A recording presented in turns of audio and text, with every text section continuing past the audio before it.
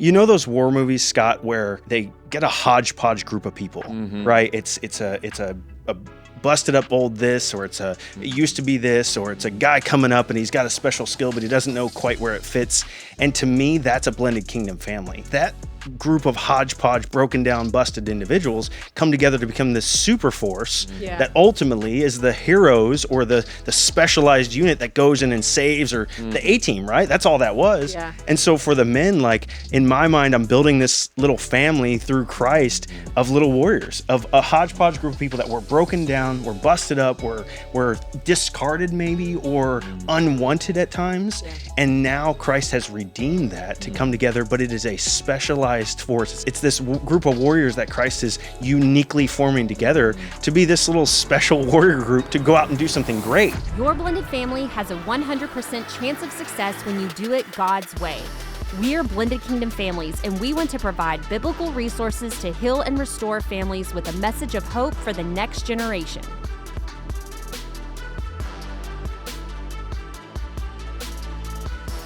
Hey guys, welcome to the BKF podcast. We are so excited to be with you today. If you haven't already, please take an opportunity and like, share, comment. You can email us at info@blendedkingdomfamilies.com. If there's something you'd like us to talk about or a subject you'd like us to go over, we'd love to do that for you. Today, we're excited to have our friends in the podcast studio, and it's going to be such a fun conversation. Hey guys, I want to introduce our friends Stephen and Kate Srein and tell you a little bit about them. So you guys, welcome to the podcast. Thank you. So happy to be here. Y'all. They are partners of the ministry. If you have been following us a while, you've probably seen their faces on a couple of videos because we got to interview them and they did an awesome testimony, shared a little bit about themselves, and they've just been a big part of the ministry. So we just love and adore them. But a little bit about them. They've been married for 1 year. So all of you new blended folks, you guys, you're really going to resonate with this. But they are amazing. So they are a blended family of 6. They share 1 daughter and 3 sons. Kate works in television production for TBN, which is Trinity Broadcasting Network, as the guest coordinator for Better Together, which is an awesome show. I love watching that show. And then Stephen is a corporal in the training unit of the Fort Worth Police Department. Yeah. And we were at their wedding. Yes. Yeah, we got to be there at the wedding, and it was so beautiful. It was such a special day. We're so honored that you guys could be there. Yeah. Thank you for showing. Yeah, we love you guys. Yeah. We love you too. Well, I love, we do a lot of different podcasts, and we bring in people who've been married for 20, 30, 40 years and done this amazing thing. You guys are in the heat. We have been in the heat. 1 year blended. And I know people who are watching this are like, oh, these are my people. Yeah. These are my people. You are not alone. Yes. Not alone. And so we're going to dive into, just hopefully encouraging, but being real. Yeah. I think a lot of times, television shows, podcasts, they can be a little fluffy. So we're going to try to get as real as we can about what is challenging, what are we doing right, what can we do better, all those kind of fun things. Yeah. But first, you guys, just, tell us a little bit about you guys, your family, what y'all love to do, just to let the audience know more about y'all. We do love our family. We were talking about that. Just last night, we were talking about how much fun our family is. You want to tell them a little bit about us? So we came in, he had 1 son, Cameron, who is smack dab in the middle of the other 2 boys. So I had a girl, boy. And then Cameron's right in the middle. So Chloe, Grayson, Cameron, and Latham. And we do. Being parents it's really the reason that I think I first fell in love with Stephen was watching him be a dad. Because I had prayed for somebody who would not only want to come in and be a dad to my kids, but like getting to watch him be a dad himself was such a blessing and such a gift. And so we love being parents. It is such a joy and an honor. But we do as much fun stuff as we can together every time we're together. And people try to make plans with us. And most often we're like, we're doing family time. This is our time because we just value it so much. This is definitely that family season. We have been scheduled to the max, and it's not with a bunch of extracurricular stuff. It's just figuring out how many opportunities we can give our kids and each other to blend, to get to know each other, to see each other in different circumstances, and ultimately to build trust in each other as we blend this family. Yeah, I think that's one of the things that I've really prayed about this year is what is it supposed to look like in the first year of blending? Because I think it's so different than, we were talking about this too, it's so different than when somebody gets married and they're in their early 20s and maybe they have jobs, maybe they're just graduating college and getting into it. Yeah. But for us, we have established careers, we have kids, we have co-parents, we have all of these pieces that go into it. It's like you're balancing a million plates. Yeah. And it's just been so unique to try to figure out what the first year looks like. And the one thing that I felt like the Lord was so clear about is just lay everything down. Yeah. Like, it's not going to look the way you think it's supposed to look, and that's okay. And prioritize the kids and your marriage and your godly friendships around that will encourage you. Yeah. And so that is truly what we have done. And we've had to say no to a lot of things, Yeah. which is tough. Yeah.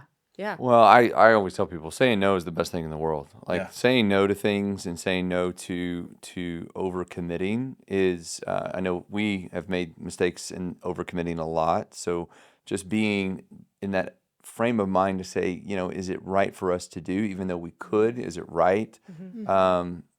I think is a huge benefit to what you guys are going through, and in that first year and kind of doing that.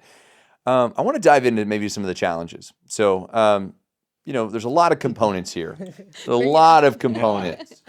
There's parenting styles, communication, dealing with co-parenting, and then, our kids, which are these wild cards of like, this 5 minutes you're doing great, the next 5 minutes the wheels are off. I mean, we're just literally like these folks who are just trying to hold it together long enough to get to bedtime.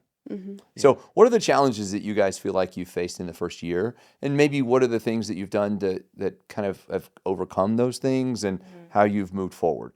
It's so interesting, Scott, because you've mentioned, and just being around y'all, you've mentioned how you're not exactly out of that season of life now, Yeah. right? And you've been blended for many years, Yeah. and you have biological kids together, right? So I think the first thing that we've really grasped onto is that's okay. Yeah. Like, we don't have it all figured out, and that's okay. Yeah. And I think in this society, the pressure is to make it look like you have it all together. Yeah. And especially coming in blended, like you don't want to give the appearance that you're doing it wrong again, right? Like, oh man, this already messed up once. I'm coming around two. Yep. I want to have everything together. We had a good plan coming in. We went to premarital counseling coming in. We knew what this all looked like in the theoretical realm. And then really putting it into the daily practice is a whole other thing. And so I think just acknowledging and sitting in that for a minute just to say, that's okay. Like the chaos is natural and it's normal. And if you think your friends aren't experiencing it, you're probably wrong. Like social media is not the norm type thing. So we've had to kind of adjust and adapt our expectations because you have expectations coming in. You have preconceived notions coming in. And I think that was one of the biggest challenges was, like Kate said, just laying that down and allowing God to come in and bring peace in the middle of the storms. And we think storms sometimes mean bad, right? But storms also mean rain and they mean beauty afterwards and they mean rainbows. And I think that was kind of the things is that we had always equated like, if it's chaotic, it's bad. Yeah. But it's not. It's just chaotic. Like that is a term that can mean that kind of has neutrality until you assign a positive or negative connotation to it. Right. Chaos can mean on the football field. There's chaos, right? And the winning team they're smashing into each other. So I think one of the challenges was just managing our expectations. Yeah. And being around people that were willing to have vulnerable, honest conversations about where they were at. Keeping I think it real. one of the first times that we spent time together with y'all's family, it was very refreshing to see like, oh, they're parents too. Oh, their kids don't listen the first time either. Not to out your kids, but they're kids, right? So I think for us, that was one of the biggest challenges was just managing our expectations. Yeah. We try to do everything right coming in. We had gone through our seasons of healing. We had gone to counseling individually and then together.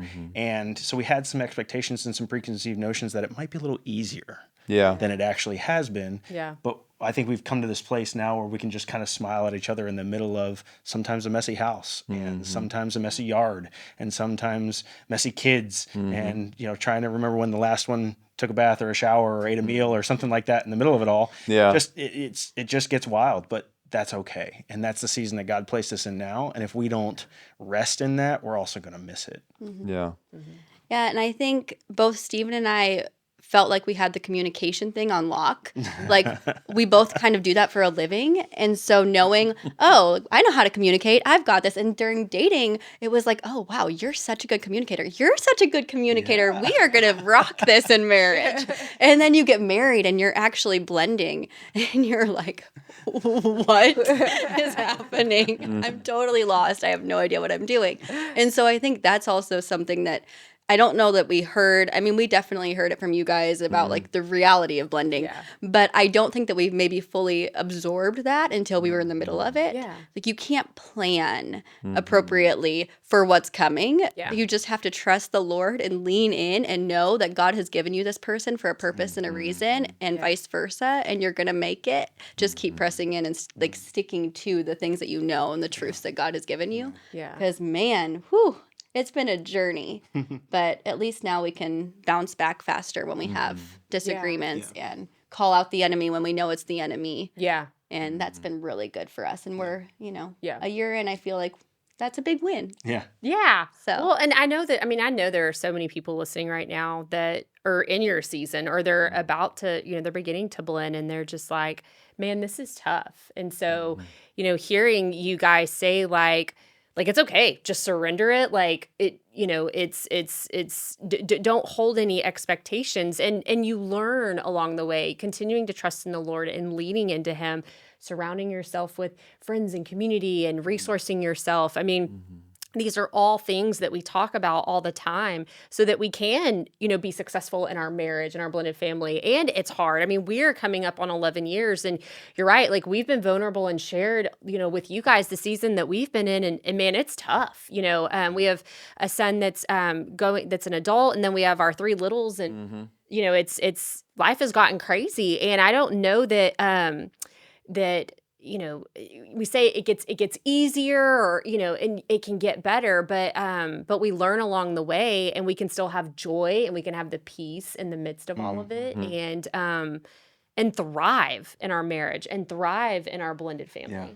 Yeah, I think the bigger side of it is there certain things that you desire control. And I think that's as human natures, we've gotten this impulse to control. And then the second impulse is to know the ending and to know where it goes. Yeah. It's like when we watch a movie, like we want to just get to the ending. You read a book, you want to get to the end. It's just it's a program nature. And I think with this journey, and I'm just, I couldn't help just start reflecting like even on our first few years and kind of what that was like. And, I feel like if you can just do a couple of things right, like get a couple of things that you enjoy, whether that's, hey, we're gonna pray every night together, come whatever happens, we're just gonna get in bed and we're gonna pray, or we're gonna make sure that we just lock into each other and understand that whether what our kids are doing or maybe what our co-parents are saying or what job happening in work and all that stuff, we can't put our faith and control in that because that's gonna go all over the place, and I don't want to be all over the place. But what I can put my faith in is like, hey, we can do a couple of things really right, and make sure that we stay connected. We can stay connected even in arguments. Even if you're disagreeing or you're fighting, you can still stay connected. It's just a matter of going, okay, something's wrong here, and we need to communicate this. And I love that you talked about expectations. We always say, basically. Unclear expectations are just premeditated resentments. So you're just basically, if you're not setting those expectations and communicating them, you're just basically telling your spouse, like, I'm going to resent this. I'm just not going to tell you about it. Yeah. And I think that's a lot of the things we see in that first year of marriage. Yeah. So for you guys, as you look at some of the things that you've done right, so let's talk about those. Yeah, she's sitting right here. That is right. And I know our audience is looking at it, going, "Man, I'm fire season." Oh yeah. I always like get these pictures in my head and in my heart about when we're doing podcasting. Like, at what point is somebody listening to this? Like, what's going on in their life? And I just see people. I see the mom that's driving home in the car who's listening to this on her iPhone or whatever that is, and just going, man, I see this and I just want to be encouraged, and I don't know what it's going to be like when I walk in the house. Yeah. I don't know if we're going to fight. I don't know if he's going to say he wants a divorce. I see people tuning in to get help. And so I want to encourage them in ways that we can. So what have you done that you're like, hey, this has worked for us? Or this is what we're hoping to do, or this is what we're trying to do. Yeah. And what would you tell people that way?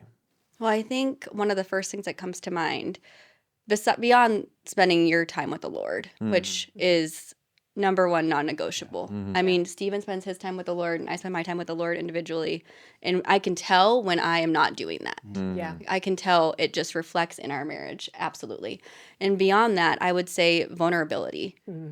I think it's the hardest thing when you've walked through something that's really difficult to go back in and it doesn't feel natural to be vulnerable in the way that you need to be, but you need to. Yeah. And so for me, that's been one of the hardest pieces, but also something I would recommend to other people is allow yourself to trust the Lord and trust your spouse and be vulnerable with them. Tell them where you're really at.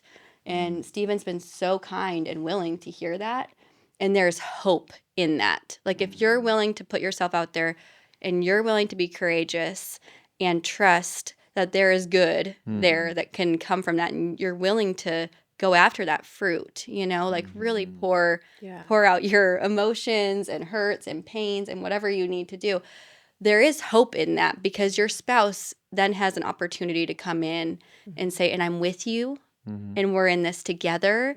And I mean, when he says you're not alone or we've got this, like those are the moments that just like fuel my heart. Yeah. Because I'm like, oh, I'm not doing it alone. So many of us, if you have been divorced, and especially if you have kids and you're navigating that single life, you become so comfortable doing everything by yourself. And you don't have to be vulnerable because you're you. Like you've got this. You're covering the bills, making sure they're paid. You're going to work every day. You're cleaning the house if you have time. As a single parent, you're doing all the things. Yeah. And I think one of the biggest recommendations that I can give to other people is when you're blending, and it's something that I'm still learning and probably will for years, is just to embrace that, have the courage to be vulnerable. Yeah. Like there is hope through it if you are willing to let your guard down and just embrace what blending really looks like, which is beautiful. Yeah. Did I answer that? You answered it beautifully. Okay. Yeah. I think, well, and you said something because you said that it gives your spouse the opportunity to be able to, like, you're inviting them in. And I think it gives your spouse the opportunity to love you better and on a level that like maybe you guys haven't been to yet. And when we don't do that, I think when we are not open to being vulnerable and transparent, we can actually hinder a blessing that God wants to do through our spouse for us, or even vice versa. And the character of what that could end up looking like. And so when you do that, you're inviting them in to see your true authentic self, because in order for relationships to thrive, we have to have connectivity and authenticity. And if we can't have that with our spouse, then that relationship, it's not that like the relationship dies, but it's not going to be fruitful or what it could be or what God has designed it to be. Yeah, that's so good. For sure. Stephen, what would you say? The things that you've learned and things that you would, maybe if you're talking to the husbands of the group, what would you say? Like, hey, this is what I've learned in the first year. I don't know a lot that I've gotten right, and I think the proof is not yet proven, right? But I think the biggest thing, and I think we've talked about the word courage, and I think just acknowledging that this journey takes a lot of courage, and what that looks like, especially as a man, a leader of a home. You're stepping into something that maybe you failed at. I know I did before, miserably. I was a miserable husband previously. I just wasn't good at it. I hadn't learned, and I had no relationship with Jesus Christ. So between those two things, I was doomed to repeat past patterns, and I did. And so I think just having the courage to understand that you don't know it all, and this is going to be tough, but that God designed you for that. Like as a man, you were designed to carry the weight that you now have, and that's a good thing. So I think just acknowledging that like God made me for this was one of the best things that I've done so far. And I've told her like, I don't know what I'm doing all the way, but I'll really, really try. And to say that to somebody as a man that I don't know what I'm doing, that's tough, but it's authentic, Yeah. right? Yeah. And I think sometimes as men, we come into especially a second marriage where somebody's been hurt or they've been let down before, and we want to be the savior. We don't want to let them down again because we saw how much it hurt them before. Yeah. You're going to. Yeah. And to have the courage to say, I don't know, or I know that I'm not enough, but he is, Christ is, Yeah. that's big because that puts something more than just us two holding this thing together.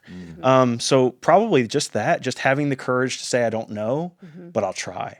And I'm in this with you and I'm not going anywhere. Like this is scary, but it's scary together at times, right? This is unknown, but it's unknown together. And I'm in this and I'm built for this and I'm designed for this and equipped by God. I think that's important to remember as men is that you are not alone.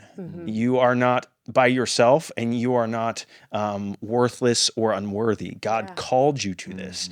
Man of God, step into the courage that's going to take. So that's probably the biggest thing is just acknowledging that courage and kind of lashing onto what that looks like in our little band of warriors at our house. So, Well, I think what you have done so well is loved her so well. I think knowing your guys' journey and watching y'all grow, like literally before y'all got married, we were at the wedding and then like a year later we're here, and hearing Kate's story when we first met, like how you have loved her so well. And then like literally watching you do that, like with the kids at the birthday party, we had our kids' birthday, but they came over for the kids' birthday party.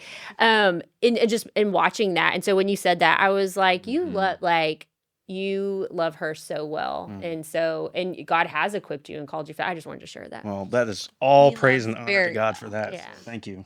Very grateful. And remember that when next time you argue. Yeah. You love me well. I'm just saying. Well. I'm just saying. There's people who are listening to this going, I need to remember that. So we always take our chances to make sure that it helps us too. No, I think those are all great lessons in that first year. I want to kind of go one last question. This is going to be a quick one. It's a quick question. As you look to the next 12 months, and for those people who are listening, if you're in the first year and you're like, the next 12 months, because sometimes in blended families, you really do kind of level it out by year. You're like, okay, 1 year. All right. Everybody take a deep breath.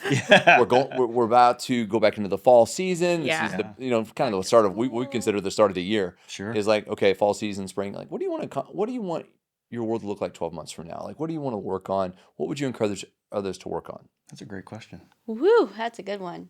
You want me to go? You go. I think for me, we've been managing, right, this and trying to settle for our kids, trying to settle for each other. And I think now in the next 12 months, clearly defining what success looks like for our family. Yeah. I think if you don't have that, success just ends up being survival. And if that's all you're trying to attain, but I think just clearly defining what success for our family would look like, not only in the next 12 months, but in the next 5 years and 10 years. And what if we want to look back in 30 years and look at our dinner table and have that look like? Yeah. And so we talked about, the Bible tells us not to remove the ancient landmarks. Remember where you're coming from. Yeah. Remember what God has already done. Be focused on what he has you doing here, but don't lose sight of the future. So I think having that next 12 months to say, okay, what is our family about? We know what our family is in these first 12 months. We've kind of got the pieces and we've kind of learned the hearts of our kids and we've gotten to know our spouse a little bit better and we've conflict and recovered and we've counseled and we've churched and we've jobbed and we've kind of got this logistically down. Now, what does success look like? And I think for me, that is what our next 12 months will be. It's just for our family, for the Srein family, for our blended family, what will we define as success? What does God want to define as success through our family? Yeah, that's good. Stephen's done such an amazing job of like reminding me that this first year is a foundation year. And I think that that's a word for anybody going through this. Your first year can be your foundation year. You're allowed to have a foundation year. It doesn't have to look perfect. And for us, that's truly you've told me that over and over again. Yeah. This is our foundation year. This is the year that we're going to take the time to figure out what we look like you said, and what do our finances look like? I mean, if you're blending, you're not just like blending and becoming this little family. You have a million other things coming in there. And so let's just take the year and allow the Lord to lead us on each path so that we can figure out what it even looks like. And then you start the growth. Then you start inventory before advancement. Yeah. Like you got to taking everything out, and putting it all out there and looking at it, and then you start building and placing things back and organizing. Yeah. So that's what I feel like we're in. It's messy and it's chaotic this first year. I mean, that's what you do, right? When Yard you clean, you sale take everything season. out. Yeah. It is. It's a yard. I mean, literally, we need to have a yard sale.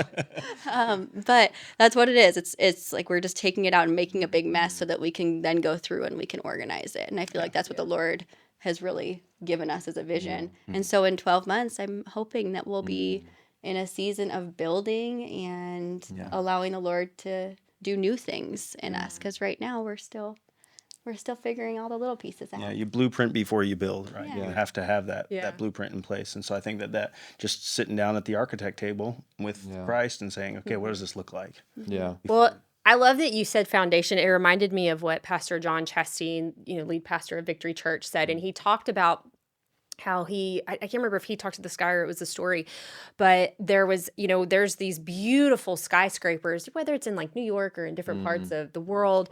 And it was like there was this guy and he said, he was like, what part did you have in building this beautiful building? Because people will look up. He was like, we laid the foundation for this beautiful building, but people don't understand that is the most important part.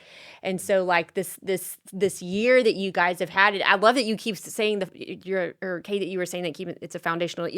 It's because it's so pivotal, and you guys have been intentional, like you said, like figuring out your children's hearts, and it's been messy and it's been chaotic. You guys have, had fights. You come together. You've recovered. The things that you were saying, but that year is so pivotal because then like you get to start building in these next years and you eventually will see like the fruit of all that and this beautiful thing, this legacy that you guys will have of family, after that. But it started with the foundation in that first year that was like, but Well, and the other side, the other thing about building foundations is once you go through the pain of building, you're really careful about what you put on it. Yeah. Wow, that's good, Scott. So when you sit there and you look at the foundation and you go, man, I went through the living, terror of building this foundation. I'm going to be really careful about who walks on the floor. I'm going to be really careful about where I put this stud, or I'm going to be really careful about this piece of furniture that goes in here. Yeah. And just keeping mindful of that fact of, if you're going through all this, there's a purpose. And the foundation always needs to go back and examine it and go, okay, where's our foundation at? Is it sturdy? Is it strong? Are we putting the right things on it? That's why we kind of go back to when we first started. Saying no is stuff that doesn't go onto the foundation. Saying no is the thing that says, no, we're gonna keep our feet right here. I love that we did this podcast because, again, I can't remember a couple that we've brought on that's been this new into blending. Oh, no. I'm sure we've had. Maybe. I think we've had some singles. Yeah, like that, but like this a year. is a pretty close. And in transparency, we even before with the podcast, they were like, man, we kind of had an argument before we got here. Yeah.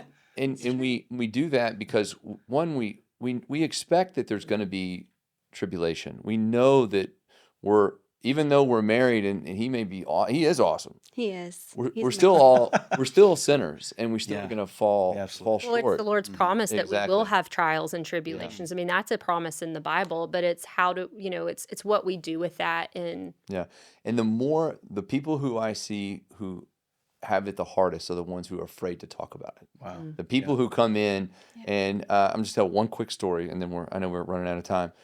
But I remember I was counseling a teenager, and I said, hey, how's your parents doing? He said, oh, they're great. I said, do they ever argue? No, never argue a bit. And I walked outside, and I said, hey, how are you guys doing? And I could just see it in their eye. And they were one step from divorce. Wow. And nobody knew. They never talked about it. So I love that we're doing that here. All right, guys. Final question of the podcast. The name of the ministry, Blended Kingdom Family. So what is a blended kingdom family to you? We love it. Go for it. We've been waiting for this question.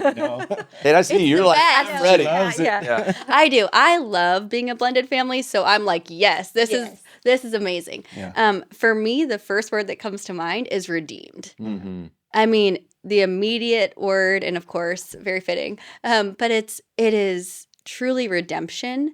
And a lot of people look at blended families and they think, oh, they've been through so much. And it's almost like this pity thing. And I'm like, no. Yeah.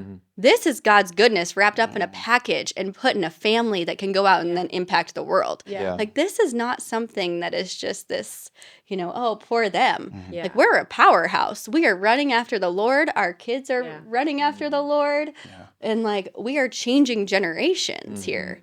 So I'm excited. I think being part of a blended family is one of the best blessings ever. And I didn't know if I'd ever be that. So I'm just embracing it and loving it. And I do get fired up. I get so excited. You do, and I love it. We love BKF, and I think because we've kind of found like a guidebook. Obviously, you wrote a book, a literal guidebook on it, and so we've kind of found this as a launching point for like that success that can be attainable, right? And so, blended kingdom family means to me like.